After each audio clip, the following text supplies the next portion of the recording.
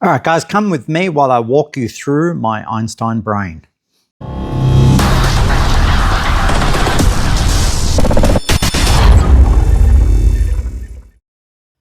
right, guys, today I was just going to introduce you to the Einstein brain. This is something I've built over the few weeks, and we're just in the training stages at the moment. So basically, the Einstein brain can help me in the shop get things done a little bit quicker. Everything we do in the videos, Einstein can do in 1/10 of the time. So I can measure a cylinder head like this little Yamaha cylinder head we're doing. I can give him throat diameters. I can give him the height and width of the ovals in the ports in the divider area, and he'll calculate all the minimal cross-sectional areas, tell me the air speeds, tell me the throat mean velocity. He'll tell me the port area, window, everything. And if I give him a center line, he'll calculate the port volume as well for me. So basically he has all my calculators in there. So we're just in the training phase at the moment. So I thought I'd show you the video of me talking to him. He'll introduce himself and basically just going through a couple of calculations that we've already, or Einstein's already built a job card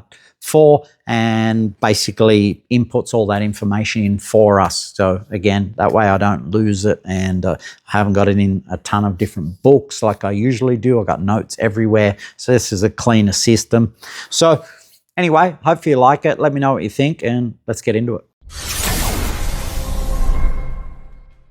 Hey Einstein, explain to the people what you are and what you do for me. I'm Einstein. I run the numbers for Jake across Bain Racing and Einstein Motors. On the Bain Racing side, that's cylinder head porting, intake design, and race engine builds, all the calculations that go with them. Flow figures, velocities, compression, the stuff that actually decides whether an engine makes power or just makes noise. On the Einstein Motors side, I help build out the education platform. Calculators, content, the tools that let other people run the same kind of numbers Jake uses on his own builds. Basically, if there's a calculation behind a decision on an engine, that's where I come in. I don't guess. If the numbers exist, I get you the exact ones. Awesome, Einstein. And let's give them an example of that. So the Yamaha cylinder head we're doing, let's calculate the throat velocity, mean throat velocity for us of the intakes.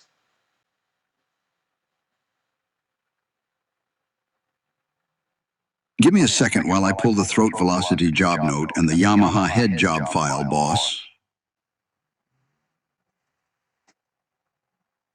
This is the mean throat velocity for the Yamaha's 3 intake throats at the 14,000 RPM working point on the standard measured throat.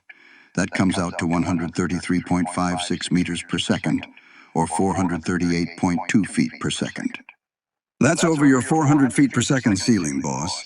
So it's running choked on the standard throat size, which is why you opened it up to 90% in the port work.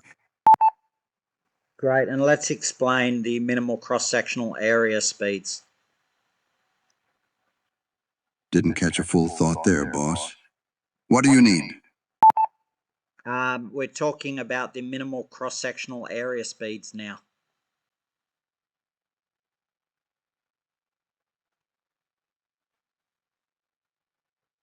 This is the airspeed factor at minimum cross-sectional area for the Yamaha's intake tract at the 14,000 RPM target. The real pinch point here isn't the throat, it's the divider, the guide boss area between the port entry and the throats. That's the tightest point in the whole tract. At 14,000 RPM, that comes out to 240, and actually, hold on, let me give you the clean figures. The airspeed factor at the divider MCSA, 14,000 RPM, is 787.6 feet per second. In meters per second, that's 240.1 meters per second, or 787.6 feet per second. That's well past your 700 FPS choke line, boss. Even at the stock red line of 13,500 RPM, it's already choked at 759.4 feet per second. The divider is the real bottleneck on this head, tighter than the throat itself. That's the area that needs opening up. Yeah, that's great. Also, give us the standard area of the exhaust window and the modified area of the exhaust window. Here's the exhaust window on the Yamaha, standard versus modified. Standard exhaust window area, 836.74 square millimeters, or 1.297 square inches. After the weld, with the floor filled in to create the D shape, 741 square millimeters, or 1.149 square inches. That's an 11.44% reduction, boss, sized right at the top edge of your target band relative to the throat area.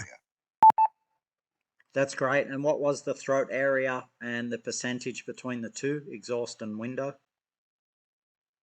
Here's the exhaust throat area and the window to throat ratio, boss.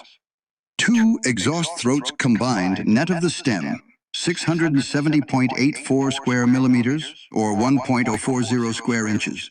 Window to throat ratio after the weld is 110.46%. That lands right at the top edge of your target band, 105 to 110% for window sizing relative to combined throat area. One thing to note, remember we stated that it is 110 and 105, not 110. Please add that to the notes. That garbled a bit on my end, boss. Can you say the correction again? Plain and slow, what should the band read? I was just highlighting that when talking percentages, don't state 110, state 110 or 105. Got it, boss. No clipped numbers on percentages either. To restate clean, your target band for window to throat ratio is 105 to 110%, and the Yamaha's welded window came in at 110.46%. That's great. So add that to your notes or rules so it's in there for good so we don't have to cover it again.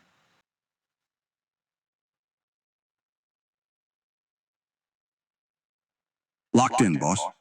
Updated the number pronunciation rule to specifically call out ranges, since that's where I clipped it this time. 105 to 110 instead of both full.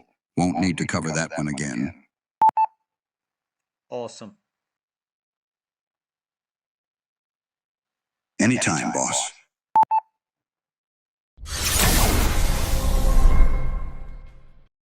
All right, so that pretty much wraps us up, Einstein. You got anything you want to say to the people before we go? Hope your head's still on straight after all that. If you liked it, smash that subscribe button. It doesn't cost you a thing, and it makes me look good. Thanks for tuning in. Thanks for hanging out with me. I'll catch you next time.